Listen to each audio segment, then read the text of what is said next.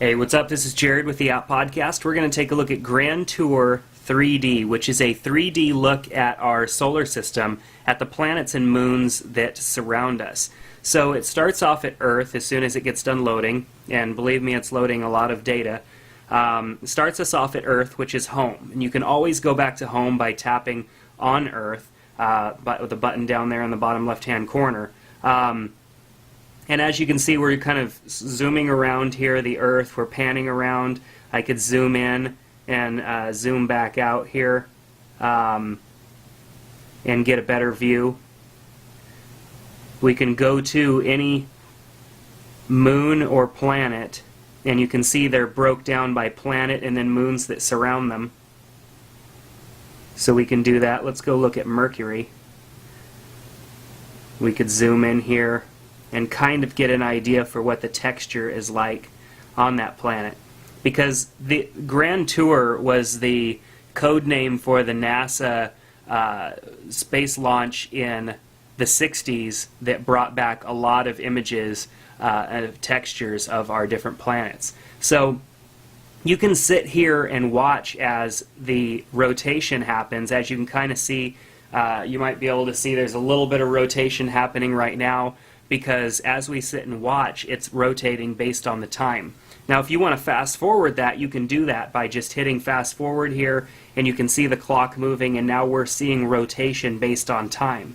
I can hit stop and then hit stop again, and it takes me right back to the exact time that it is right now. It's 8:32 p.m. or 8:33, which is the time that I am recording right now. We can always hit Earth to go right back to Earth and kind of zoom around Earth here and view it where it is light out right now. So that's kind of neat. You can always hit clear if we want to clear all of the words of the other planets and moons that are out there, so we have an unobstructed view. Then I can hit clear again to bring them all back. If I want to get rid of the bar that allows you to navigate the clock, I can do that. Information gives us a little bit of information on location as to where we are and when the clouds were last updated in that image as well.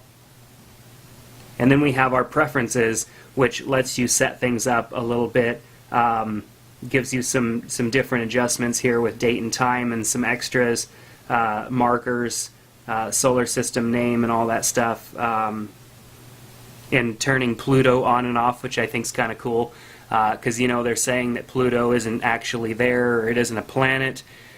For the record, I believe it is. That's what I learned when I was young, and that's what I want to believe, is that Pluto is a planet still, and I won't change my mind.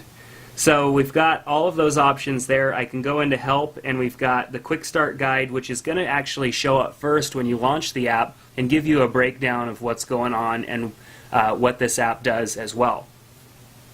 We can click on toolbar, and that will load up an explanation of everything here.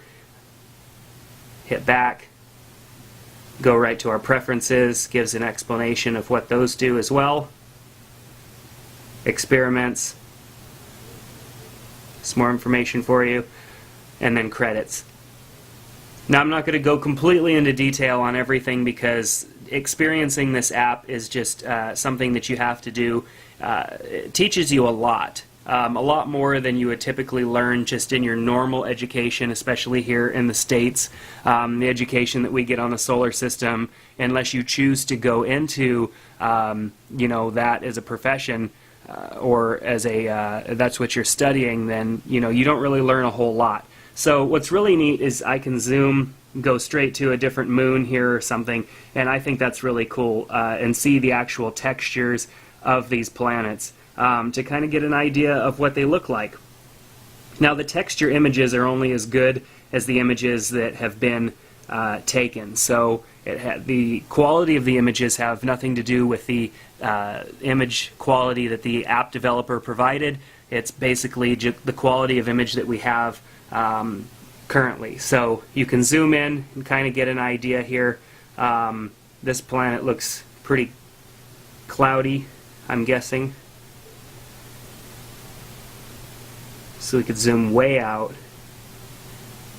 and see everything and the names of everything. So you can't actually tap on the names to zoom into them, you would hit go to and then select the name, and it would zoom out to that.